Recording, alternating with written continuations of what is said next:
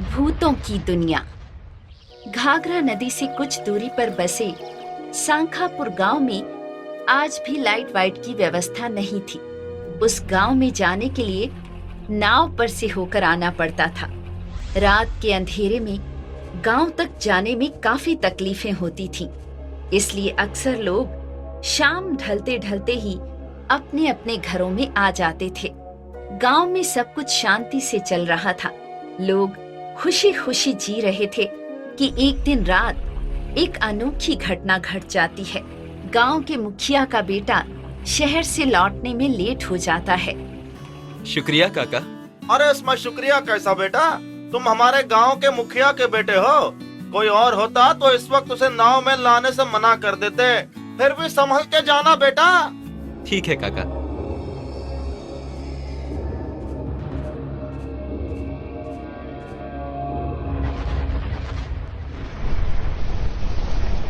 बचाओ बचाओ बचाओ। दूसरे दिन पूरे गांव में इस बात को लेकर हंगामा हो जाता है कि आखिर मुखिया का बेटा राम कुमार गया कहाँ। पता नहीं मुखिया जी, नाव से उतरकर तो वो गांव की ओर ही गए थे। नदी किनारे से गांव तक जाने के लिए वो एकमात्र पगडंडी है, और गांव से बाहर जाने के लिए तुम्हारी नाव। ना वो नाव से वापस गया और ना पगडंडी से वापस लौटा, तो फिर वो गया कहाँ? काफी खोजबीन करने के बाद भी उसका कोई पता नहीं चलता है। अभी इस बात को 2 दिन भी नहीं बीतते हैं कि अचानक दूसरी रात फिर एक आदमी उसकी नाव से उतरता है।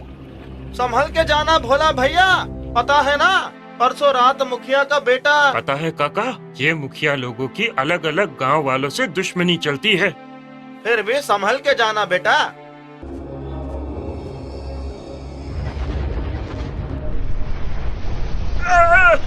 बचाओ बचाओ बचाओ।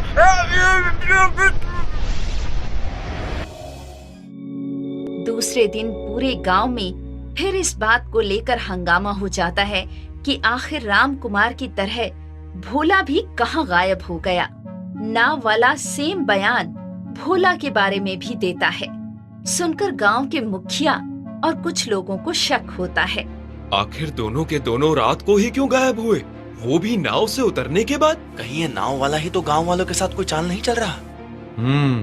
हमें आज रात नाव वाले पर नजर रखनी होगी। और अंधेरी रात में मुखिया और 2-4 गांव वाले लाठी हाथ में लेकर चुपचाप छिपे हुए नदी किनारे खड़े हैं। काफी देर हो जाती है पर नाव नहीं आती है। मुखिया जी, नाव तो आई नहीं।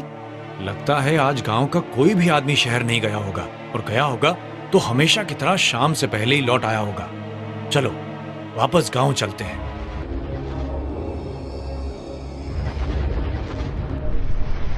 अरे ये क्या हो रहा है? भागो! बचाओ बचाओ बचाओ बचाओ!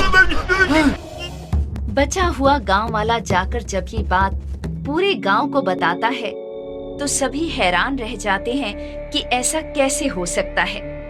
उनकी बात सुनकर शहर से डिग्री लेकर आया विनोद कहता है, जरूर इस घटना के पीछे कोई गहरा राज है। आज रात में खुद वहाँ जाता हूँ। और गांव वालों के मना करने के बाद भी वो रात को चुपचाप वहाँ पहुँचता है और उसके साथ भी वही होता है। वो भी उसी दलदल में समाता चला जाता है। जब वो अंदर पहुँचता है तो ये देखकर उसकी आंखें फटी रह जाती हैं कि अंदर हवा में भूत ही भूत उड़ रहे हैं। आ गया, एक और इंसान हो गया हमारा शिकार। बस 10 इंसानों का शिकार और हो जाए तो इस धरती पर हम भूतों का राज होगा। फिर ये दुनिया इंसानों की दुनिया नहीं, भूतों की दुनिया कहलाएगी।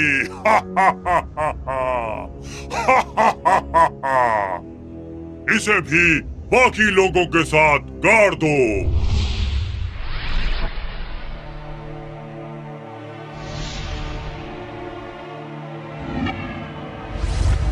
अरे विनोद, तुम? अरे मैं आप लोगों को ढूंढने आया था। ओफो, क्यों आ गए तुम? ये भूतों की छोटी सी दुनिया है। यहाँ सारे भूत रहते हैं। वो अपनी बड़ी सी दुनिया बसाने के लिए 25 आदमियों की एक साथ बलि देना चाहते हैं। अरे क्या कर रहा है बेवकूफ? खुद तो मर गया, अकल भी मर गई क्या? क्या हुआ सरदार? अरे आग की तपिश से मिट्टी पक गई तो हम बाहर कैसे जाएंगे? देखा नहीं, कुम्हार आग से ही मिट्टी पकाकर मटके बनाता है और तांत्रिक कई बार हम भूतों को मटके में बंद कर देते हैं। हम उसमें से निकल नहीं पाते। सुना आप लोगों ने? अगर ये मिट्टी हम पका दें तो ये हमेशा के लिए अपनी इसी दुनिया में कैद होकर रह जाएंगे। पर हम इसे पकाएंगे कैसे? रोज की तरह आज रात भी जैसे ही मिट्टी पिघलेगी, हम वहां से कूदकर बाहर निकल जाएंगे और पेड़ की टहनी पकड़कर उस पर चढ़ जाएंगे। भूत बाहर नहीं आते हैं, इसका मतलब इनकी शक्ति इस दुनिया से बाहर काम नहीं करती। वो हमारा कुछ नहीं बिगाड़ पाएंगे। और सचमुच रात को जैसे ही मिट्टी पिघलती है, विनोद के इशारा करने पर सभी एक साथ जंप करते हुए बाहर की तरफ भागते हैं। ये देख भूतों का सरदार चीखता है, पकड़ लो सबको।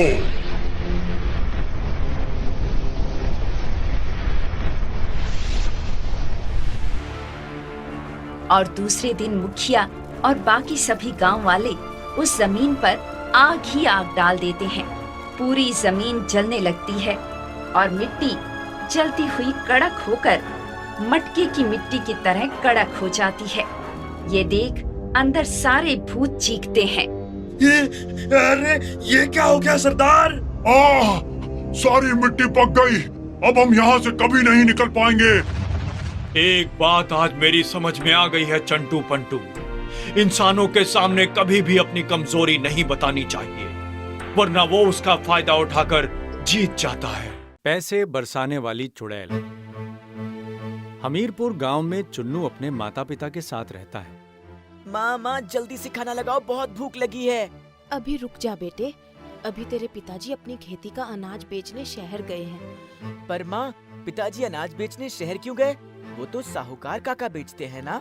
तुम्हारे पिताजी कह रहे थे कि साहूकार जितने पैसे देते हैं उससे 3 गुना कीमत में शहर में बेचते हैं। अगर तुम्हारे पिताजी खुद शहर बेचने जाएंगे तो वो 3 गुना पैसा उन्हें मिल जाएगा, फिर हमारी गरीबी भी दूर हो जाएगी। ये तो बहुत अच्छी बात है माँ। अब जल्दी से पिताजी आ जाएं, रात भी होने वाली है। आज पता चला साहूकार हमारी मेहनत से कैसे खुद पैसे कमाता था। आज पहली बार इतना पैसा मिला है कि विश्वास ही नहीं हो रहा। बार बार गिनने को जी करता है। आजा, आज मैं तुझे खाऊंगी, तेरा खून पीऊंगी।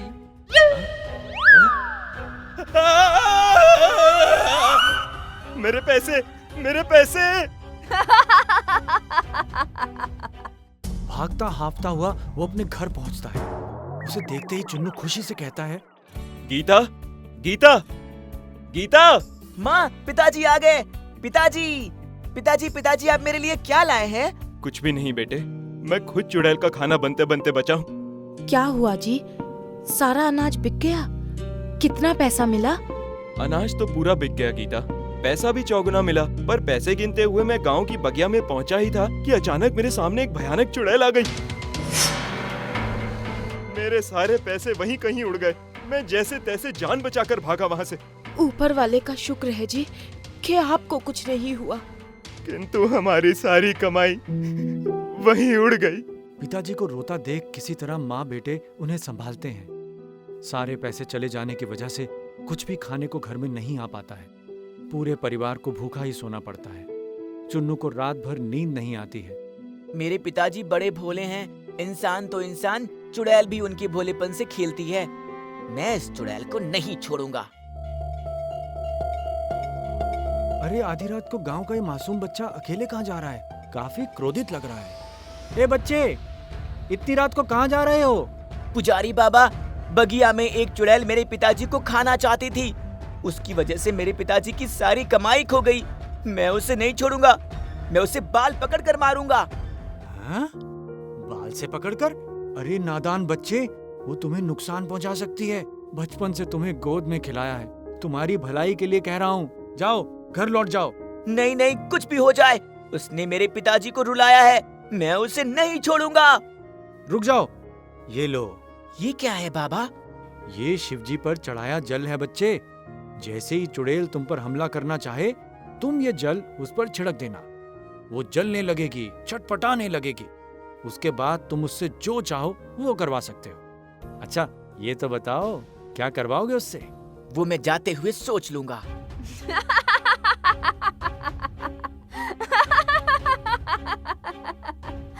इंसानी बदबुओं से पता चल रहा है कोई शिकार आ रहा है। आ गया शिकार।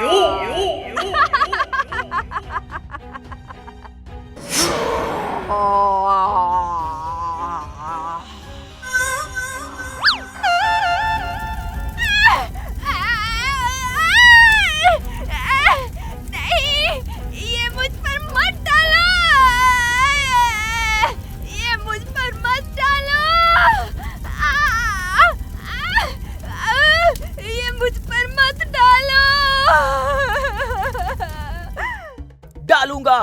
तुम मुझे खाना चाहती हो ना? खाओ खाओ।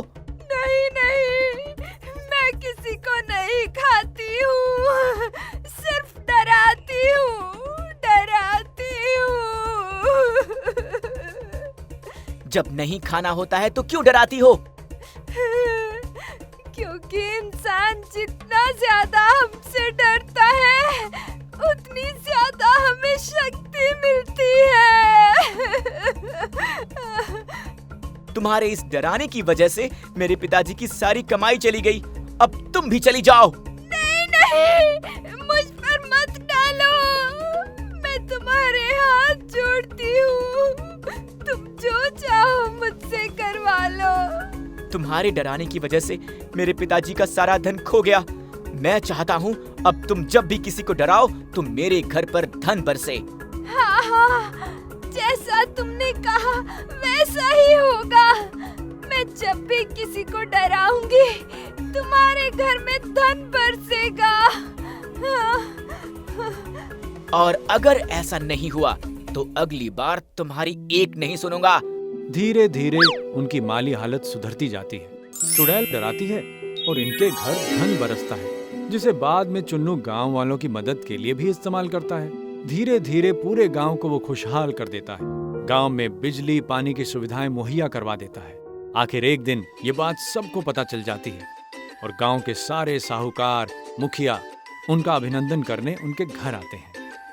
वाह वाह बेटे, मैं गांव का मुखिया होकर गांव के लिए कुछ नहीं कर पाया और तुम एक छोटे से बच्चे होकर पूरे गांव का भला कर गए।